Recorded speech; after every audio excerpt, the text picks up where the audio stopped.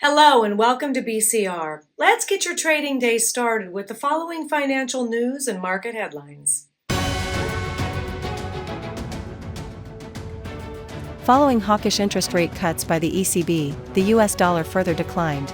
Additionally, an increase in weekly jobless claims was noted. The dollar index was just slightly above 104.00.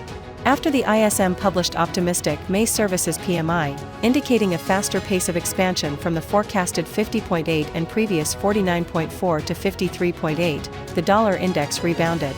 Concurrently, the index for new orders, indicating future demand, jumped from 52.2 to 54.1. Earlier, weak private employment data for May from ADP underscored a slowdown in hiring, intensifying concerns about normalization in the labor market.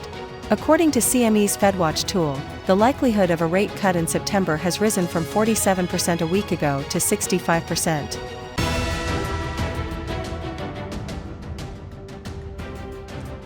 On Thursday, weaker than expected employment data from the US BLS kept US Treasury yields nearly flat, which is a positive factor for gold prices, pushing it to a two-week high of $2,378.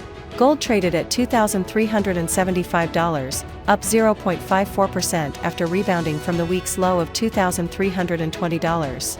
U.S. unemployment claims data, higher than market expectations and the previous week's figures, was one of the main drivers of the day.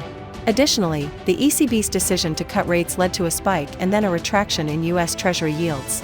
Following the ECB's decision, the U.S. 10-year Treasury benchmark is set to record a weekly loss, dropping from a daily high of 4.32% to 4.285%.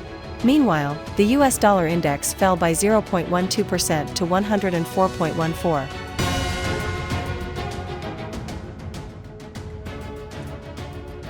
After a sharp decline in the first half of the week, oil prices slightly rose, breaking above $75. OPEC Plus countered pessimistic outlooks, warning it might gradually phase out voluntary production cuts. Following a near 10% drop in just 5 trading days, oil prices entered a recovery phase on Thursday.